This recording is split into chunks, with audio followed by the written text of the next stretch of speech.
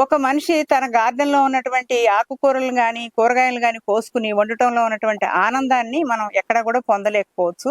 నేను స్టార్ట్ చేసినప్పటి నుండి కూడా నేనే మైక్రో న్యూట్రియంట్స్ కానీ ఏ రకమైన ఫెర్టిలైజర్స్ కానీ ఇవ్వడం జరగలేదు. ఎన్ని ఎక్కువ మొక్కలు పెంచుకుంటే అంత హ్యాపీనెస్ మనకు ఉంటుంది.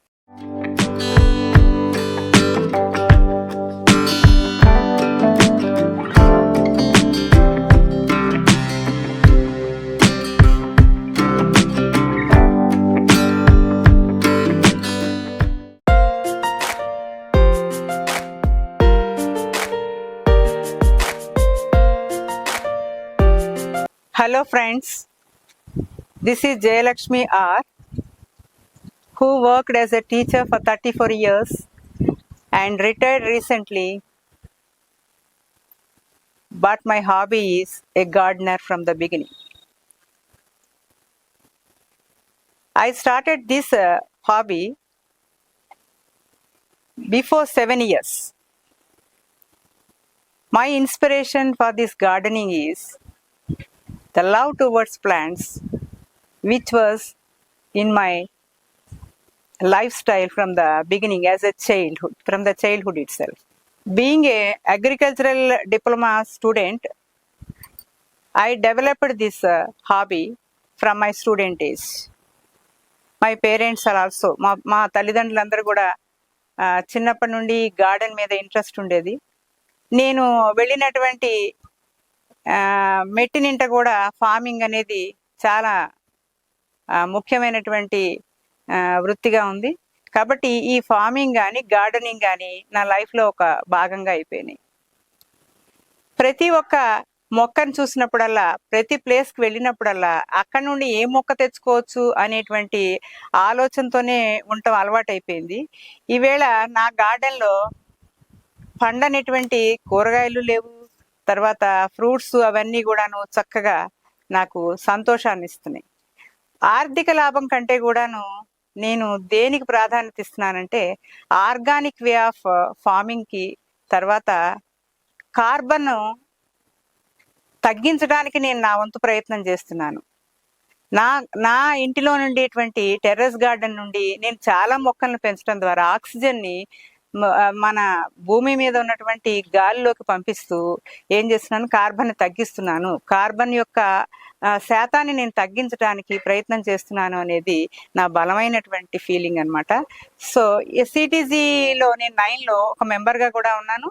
నాకు సిటీజీ కూడా చాలా ఇన్స్పిరేషన్ ఇచ్చిందనే చెప్పాలి. నేను చాలా మీటింగ్స్కి అటెండ్ అయ్యి సిటీజీ 9లో ఒక మెంబర్గా ఉండి వాళ్ళు ఇచ్చినటువంటి ఎన్నో రకాల మొక్కల్ని, తర్వాత ఎస్పెషల్లీ ఇంపార్టెంట్గా వాళ్ళు ఇచ్చింది ఏంటంటే పసుపు, 4 రకాల పసుపు వెరైటీలు నాకు సిటీజీ నుండి లభ్యమయ్యాయి. దేశవాళీ పసుపు, కస్తూరి పసుపు, నల్ల పసుపు, లకడాంగ్ పసుపు. యాక్చువల్గా లకడాంగ్ పసుపు అనేది హిమాచల్ ప్రదేశ్లో మాత్రమే పండుతుందన్నమాట. కానీ నేను ఎట్టి పరిస్థితుల్లో దాన్ని పండించడం నాకు చేత కాదేమో, నాకు రాదేమో అనుకున్నాను. నాకు జీరో నాలెడ్జ్ ఈ టర్మరిక్ గురించి, పసుపు గురించి. అయినప్పటికీ కూడా నేను ఫస్ట్ టైం వాటిని సాగు చేసినప్పుడు నాకు వచ్చినటువంటి ఈల్డ్ కానీ, లేదా నేను పొందినటువంటి ఆ ఫలసాయం కానీ నాకు ఎంత ఇన్స్పిరేషన్ ఇచ్చిందంటే నేను పసుపునే ఒక ప్రధాన పంటగా చేసి ఎందుకు నేను స్టార్ట్ చేయకూడదు అనే అంత ఆసక్తి నాకు వచ్చిందనమాట. సో నేను దీని మీద కొంత స్టడీ చేస్తూ ఉన్నాను. ఖాళీ ప్రదేశాలు ఉన్నాయి కాబట్టి ఖాళీ ప్రదేశాల్లో మనం దీన్ని సాగు చేసుకుంటే బాగుంటుంది ఆర్గానిక్ వేలో అని చెప్పేసి.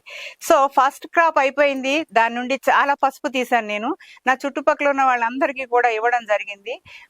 అలాగే మళ్ళీ నెక్స్ట్ క్రాప్ వచ్చేటప్పటికి నెక్స్ట్ క్రాప్ లో ప్రతి పాట్లో నుండి కూడా ఒక్కొక్క పసుపు మొక్క వచ్చేసింది.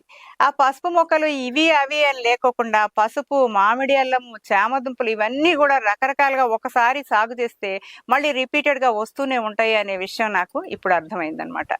సో గ్రేప్స్, తర్వాత నా టెర్రస్ గార్డెన్ లో మన ఈ dragon fruits number of dragon fruits okay plant కి వచ్చినాయి. అలాగే ఇంకా నంబర్ ఆఫ్ ఎగ్జోటిక్ ప్లాంట్స్ కూడా ఈ మధ్య కొత్తగా తీసుకురావడం జరిగింది. అలాగే ఈ ఫలాల మొక్కలకు వచ్చేటప్పటికి ముఖ్యంగా నేను సాగు చేస్తుంది ఏంటంటే దానిమ్మ, జామ, ఈ రెండు రకాల జామలు కూడా ఉన్నాయి. నిమ్మల్లో కూడా 3 వెరైటీల నిమ్మలు ఉన్నాయి. ఆ నిమ్మలు కూడా ఒక బాలాజీ నిమ్మ అనే నిమ్మని నేను తీసుకొచ్చి ఒక నర్సరీ నుండి పెట్టడం జరిగింది. అది నాకు ఎన్ని వందల కాయలు ఇచ్చిందో కూడా మనం లెక్క పెట్టలేనంత కాయ వచ్చిందనమాట. ఆ నిమ్మ కూడా ఒక తల్లిలాగా కంటిన్యూస్ గా క్రాప్ ఇస్తూనే ఉంది తప్పించి ఎప్పుడు కూడా ఆగిపోలేదు. దీంతో అనిపిస్తూ ఉంటది మొక్క చాలా నిస్వార్థ జీవి, భూమి మీద ఉన్నటువంటి అన్ని జీవుల్లోకి అది ఎప్పుడు ఇవ్వడానికే చూస్తుంది కానీ తీసుకోవడానికంటూ ఏమీ లేదు. మనం పోసేది ఒక గ్లాసు నీళ్లు పోస్తామేమో, అది మాత్రం మనకి ఎంతో ఫలాల్ని, ఎన్నో రకాల కూరగాయల్ని, ఎన్నో రకాల పువ్వుల్ని కూడా ఇస్తూ ఉంటాయి. సో రీసెంట్ గా నేను స్టార్ట్ చేసినప్పటి నుండి కూడా నేనే మైక్రో న్యూట్రియంట్స్ కానీ ఏ రకమైన ఫెర్టిలైజర్స్ కానీ ఇవ్వడం జరగలేదు. నేను వర్క్ చేసే ప్లేస్ లో ఉన్నటువంటి మేకల ఎరువు, ఆవుల ఎరువు అట్లాంటివన్నీ తీసుకొచ్చి వాటిని మాత్రమే ఇస్తూ ఉండేదాన్ని. అయితే దీనికి తోడుగా నేను ఇచ్చేటువంటి ఒక ముఖ్యమైనటువంటి మెన్యూర్ ఏంటంటే దీనికి ఆనియన్ పీల్. ఆనియన్ పీల్ మనం ఏ మార్కెట్ దగ్గరికి వెళ్ళినప్పటికీ కూడా ఆనియన్ మనకి ఫ్రీగా దొరుకుతుంది. మనం ఏ రూపాయి పెట్టి కూడా కొనక్కర్లేదు. ఆ ఆనియన్ పీల్ తీసుకొచ్చి మనం బకెట్లో పెట్టి దాన్ని ఫెర్మెంట్ చేయాలి. ఫెర్మెంట్ చేసిన తర్వాత ఆ నీటిని మనం చక్కగా ఉపయోగించుకుంటూ ఉంటే it is a good and very nice manure to initiate or to activate the flowering of the plants. చక్కటి ఫ్లవరింగ్ వస్తాయి. చక్కగా ప్లాంట్స్ అన్ని కూడాను ఫాస్ఫరస్ దాని నుండి తీసుకోవడం జరుగుతుంది అనమాట. అలాగే ఇంకొక ఇంపార్టెంట్ విషయం ఏంటంటే మా ఇంట్లో ఉన్నటువంటి ఫ్రూట్ పీల్ కానీ వెజిటబుల్ పీల్ కానీ అన్వాంటెడ్ అండ్ పెరిష్డ్ ప్రోడక్ట్స్ ఏవైతే ఫుడ్ ప్రోడక్ట్స్ ఏవైతే ఉంటాయో అవన్నీ కూడా ఫెర్మెంట్ చేసి రోజు మొక్కలకి ఇస్తూనే ఉంటాను. ఇవి తప్పించి నేను ఏ రకమైన మైక్రో న్యూట్రియంట్స్ కానీ బయో ఎంజైమ్స్ కానీ లేకపోతే ఫెర్టిలైజర్స్ కానీ ఇవ్వడం జరగలేదు. But I'm very proudly I can say that my garden is 100% healthy and happy with the only minimum number of fertilizers I am giving to them.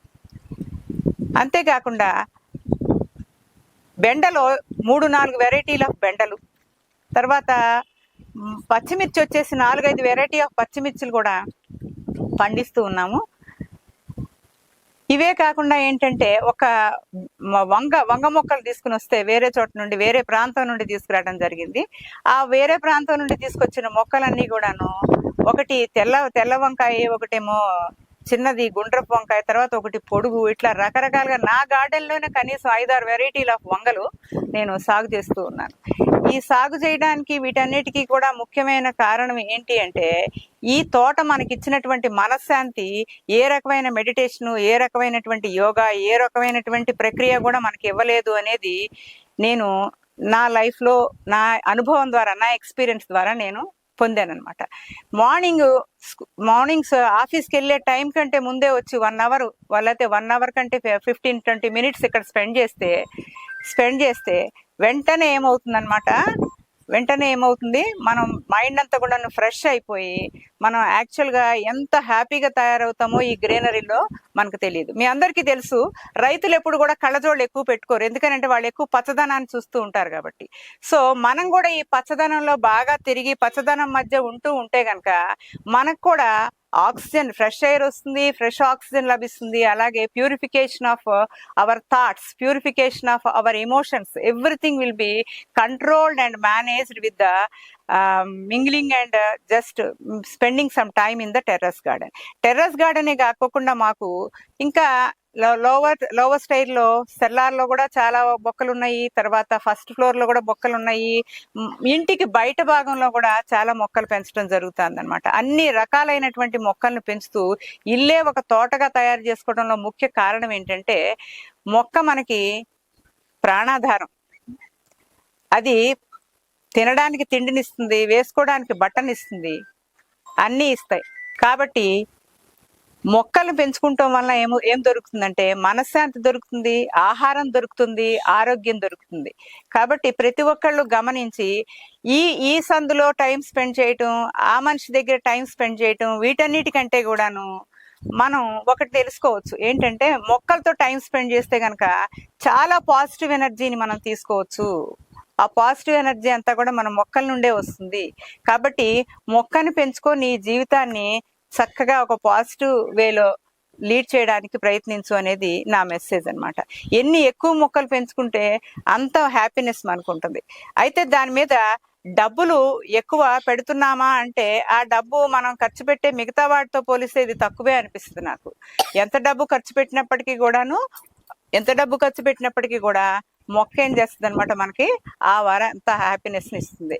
So I would like to appreciate the CTZ activities because it is initiating a lot of motivation to whole of the people who are living in the cities.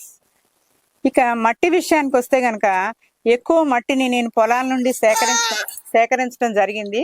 ఆ సేకరించినటువంటి మట్టిని మామూలుగా మేకల ఎరువు, ఆవుల ఎరువు, ఇవి natural products తో మాత్రమే మిక్స్ చేసి ఇవ్వటం జరుగుతుంది. అలాగే onion peel and the vegetable and fruit peel, అంతేకాకుండా ఫెర్మెంటెడ్ వాటర్స్ తర్వాత అట్లాంటివి ఇవ్వటం జరుగుతుంది. అప్పుడప్పుడు నేను రేర్ గా ఇచ్చేది ఏంటంటే ఆలోవేరా జ్యూస్ ని, వీటన్నిటికీ ఒక బయో ఎంజైమ్ గా నా దగ్గర ఉన్నటువంటి ఆలోవేరాని మాత్రమే ఉపయోగించుకుని నేను ఇస్తూ ఉంటాను. నాతో పాటు నా ఒళ్ళో కూర్చున్నటువంటి ఈ పిల్లాడు, మా మనవడు, ఈ అబ్బాయి కూడా ఈ తోటలో తిరుగుతూ మొక్కలకి నీళ్లు పోస్తూ చిన్నప్పటి నుండే ఒక మంచి అలవాటుని పెంపొందించుకుంటూ ఉంటాడు. అంటే ఏంటంటే కుటుంబంలో మనం ఆచార సాంప్రదాయాలతో పాటు మంచి అలవాట్లను కూడా మనం ఇస్తూ ఉంటే గనక పిల్లలకి, నెక్స్ట్ జనరేషన్ కి మనం చక్కటి అలవాట్లను ఇచ్చిన వాళ్ళు అవుతాం అని చెప్పేసి నేను భావిస్తూ తనకు కూడా ట్రైనింగ్ చేస్తూ ఉంటాను. తను కూడా నాతో పాటు వస్తుంటాడు. Not even 1 hour. మీకు అందరూ చాలా మంది చెప్పే మాట ఏంటంటే యోగా చేయండి అంటే టైం లేదంటారు, గార్డెనింగ్ చేయమంటే టైం లేదంటారు. అందరూ టైం లేదైనప్పటికీ కూడా ఒక 20-30 minutes ఆఫ్ ఎ డే మనం స్పెండ్ చేసినట్లయితే గనక మనకి చక్కటి గార్డెన్ డెవలప్ అవుతుంది. ఆ గార్డెన్ ని మనం చక్కగా ఉపయోగించుకోవచ్చు. అలాగే ఈ రకరకాలైనటువంటి ఎంజైమ్స్, న్యూట్రియంట్స్ అవన్నీ కూడాను మనం ఇవ్వలేకపోయినా మన ఇంట్లో ఉన్నటువంటి మినిమం వస్తువులతో మాత్రమే మనం ఏం చేస్తూ ఉంటాం, ఈ గార్డెన్ ని తయారు చేసుకోవచ్చు. అలాగే ఇంకొక ఇంపార్టెంట్ విషయం ఏంటంటే, నీతో పాటు నీ పక్క వాళ్ళని వెనక వాళ్ళని కూడా గార్డెనర్స్ గా తయారు చేసుకోవడానికి మీరు ప్రయత్నించినట్లయితే గనక మీకు ఒక చక్కటి నైబర్హుడ్, మీకు ఒక చక్కటి కాలనీ విత్ గ్రీనరీ ఏర్పడుతుంది. వాళ్ళందరికీ కూడా లైక్ మైండెడ్ పీపుల్ ఉంటే గనక మీ అందరే ఒక చక్కటి మొక్కల పెంపకాలు అవన్నీ కూడా చేసుకోవచ్చు. ఒక మనిషి తన గార్డెన్ లో ఉన్నటువంటి ఆకుకూరలు కానీ కూరగాయలు కానీ కోసుకుని వండటంలో ఉన్నటువంటి ఆనందాన్ని మనం ఎక్కడ కూడా పొందలేకపోవచ్చు. బయట డబ్బులు పెట్టి కొనుక్కోవచ్చు, కానీ ఈ ఆనందం చాలా వేరుగా ఉంటది. నువ్వు ఆర్గానిక్ గా పండించుకున్నట్టు, నీ ఆరోగ్యాన్ని నువ్వు కాపాడుకున్నట్టు కూడా ఉంటుందన్నమాట. కాబట్టి ఇది చాలా ఇంపార్టెంట్ కాన్సెప్ట్. ప్రతి ఒక్క మహిళ ఈ పక్కన ఇంటికి వెళ్ళి కాసేపు మాట్లాడే కంటే, వెనకింటికి వెళ్ళి కాసేపు మాట్లాడే కంటే ఈ మొక్కతో మాట్లాడండి. మొక్క మీకు ఎంతో ఆరోగ్యాన్ని, ఆనందాన్ని, ఇంకా చెప్పలేనంతటువంటి ఐశ్వర్యాన్ని ఇస్తుంది. ఐశ్వర్యం అంటే ఏంటండి? ఐశ్వర్యం అంటే ఏమి లేదు, ఆరోగ్యమే ఐశ్వర్యం. ఆరోగ్యం కావాలంటే మీరు మొక్కలు పెంచుకోండి, అదే మీకు మంచిగా ముందుకెళ్తుంది అనమాట. కాబట్టి నా message to the whole of the world is make your life happy with plants. Plants are the only things which can protect you. వృక్షో రక్షతి రక్షితః. ఈ యొక్క నానుడి మనకి ఎప్పటి నుండో ఉంది. దాన్ని మనం పాటించినట్లయితే మనం భూమిని మనం రక్షించుకున్న వాళ్ళు అవుతాం, భూమి మనల్ని రక్షిస్తూ ఉంటది. కాబట్టి పాలిథిన్ బ్యాగ్స్ అన్నిటినీ కూడా నిర్మూలించండి, ప్లాస్టిక్ ని రిమూవ్ చేసుకోండి. ఓన్లీ మీరు ఏం చేస్తారంటే మొక్కలు మాత్రం పెంచుకుని భూమిని, మీ చుట్టూ ఉన్నటువంటి గాలిని రక్షించుకోవడానికి ప్రయత్నించండి. అవి మిమ్మల్ని రక్షిస్తాయి. Thank you very much.